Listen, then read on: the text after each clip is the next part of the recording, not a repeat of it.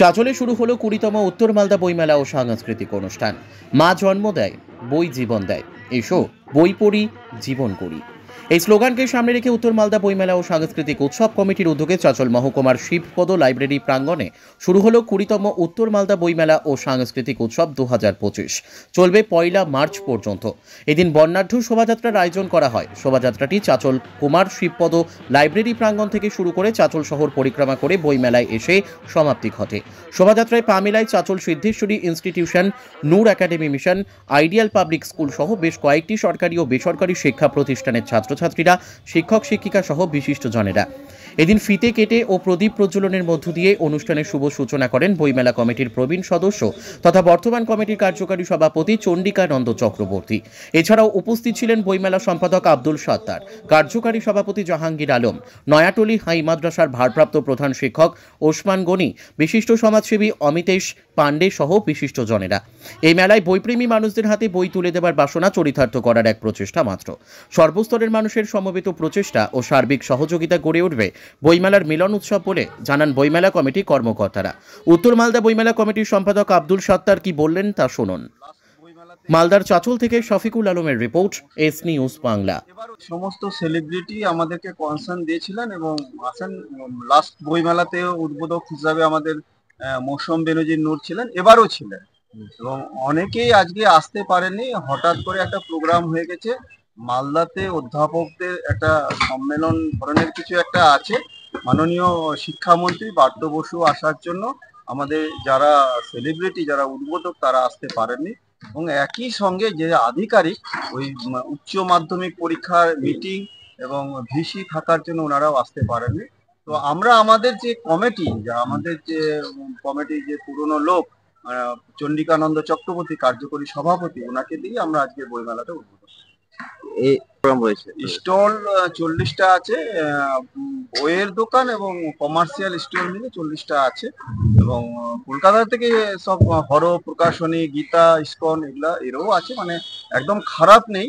তবে অন্যান্য বার তো আরো বেশি হয়তো বাংলাদেশ থেকেও থাকে। এই সময়কালে যেহেতু বাংলাদেশের সঙ্গে আমাদের দেশের একটু সম্পর্কটা একটু অন্য ধরনের চলছে, আমরা বাংলাদেশের কোনো পাবলিশার আমরা আসতে বলিনি, তাদেরকে আমন্ত্রণও জানাইনি। একই সঙ্গে কলকাতা কলেজ স্ট্রিটে যেখানে বইমেলার যে জানানো হয়, সেখানে তারা আমাদেরকে লিস্ট দিয়ে দিলেন যে চাঁচলের বইমেলাতে তারা ট্রাকে করে অনেক স্টল পাঠান, কিন্তু একই সঙ্গে 8টা-10টা বইমেলা চলার জন্য সমস্ত যে বইগুলো আন্দুল, হুগলি, হাওড়াতে যে বই মেলাগুলো চলছে রোজার আগে এবং উচ্চ মাধ্যমিক পরীক্ষার আগে, যে তারা বইমেলাগুলো সেরে নিচ্ছে, তাতে করে আমাদের স্টল আরো বেশি আশা করেছিল। তবে খারাপ হয়নি, 14-15টা স্টল আমাদের বইয়ের দোকানে এসছে এবং বাকিগুলো ডিআইসি আছে, প্রতি বছর জেলা শিল্প কেন্দ্র থেকে থাকে। চাঁচলে স্থানীয় কিছু একদম শো করার জন্য কিছু স্টল আছে, কমার্শিয়াল স্টল। এই কি হবে হ্যাঁ, আমাদের সাংস্কৃতিক অনুষ্ঠানটা খুব ভালো থাকে, আমাদের সেই পাঠটা প্রতি বছরই ভালো হয় এবং এটাতে এত ভালো হয় যে চাঁচলের মানুষ খুব এটা উপভোগ করেন। প্রথম থেকে কালকেই যেরকম বসে আঁকো প্রতিযোগিতা, যেমন খুশি সাজো, কবিতা আবৃত্তি, এই সমস্ত সাহিত্য বাসর, কবিদের বাসর, এগুলো তো স্বরচিত কবিতা, এগুলো সমস্ত কিছু তো আছেই এবং পাশাপাশি ভাবে চাঁচল থানার একটা খুব এই মুহূর্তে খুব ভালো নাটক বিভিন্ন জায়গায় ওনারা করছেনও।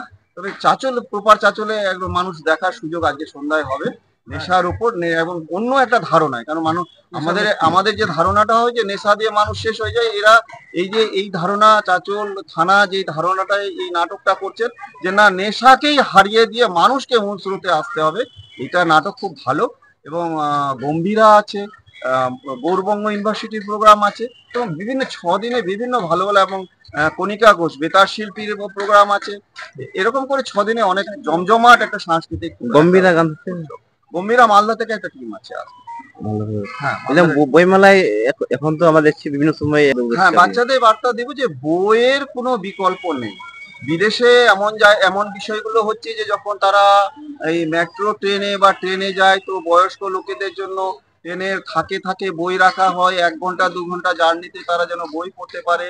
এবং আমি বিদেশের কথা ছেড়েই দিলাম, আমি জলপাইগুড়িতে যখন যাই, জলপাইগুড়িতে একটা চায়ের দোকানে দেখেছি একদম লাইব্রেরির মতন বই আছে, যতক্ষণ চা না দিচ্ছে সে তার জন্য বই পড়ার ব্যবস্থা থাকে।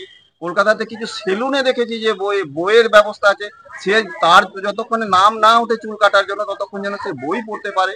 তো আমাদেরও একটা পদ্ধতি সকলকে মিলে একটা ভাবতে হবে যে এই যে রিডিং হ্যাবিটটা, একটা গ্রাজুয়েট ছেলে ভালো করে রিডিং পড়তে পারে না, রিডিং হ্যাবিটই তার নেই, টিক মার্ক দিয়ে দিয়ে পাস করে করে এমন একটা অবস্থায় চলে গেছে। তো তাতে বইমেলা থেকে আমাদের এই বার্তাটা থাকবে যে মানুষের যেন রিডিং হ্যাবিটটা হয়, যেন পড়াশোনা করে, যেন লাইব্রেরি মুখী হয়, গ্রন্থকারে যেন সবাই আসে, এটা আমার থাকবে। কেন সোশ্যাল মিডিয়া যতই আগ্রাসন হোক, বইয়ের কোনো বিকল্প নেই। এটা এই প্রজন্মকে আমরা একটু এই বার্তাটা দিই।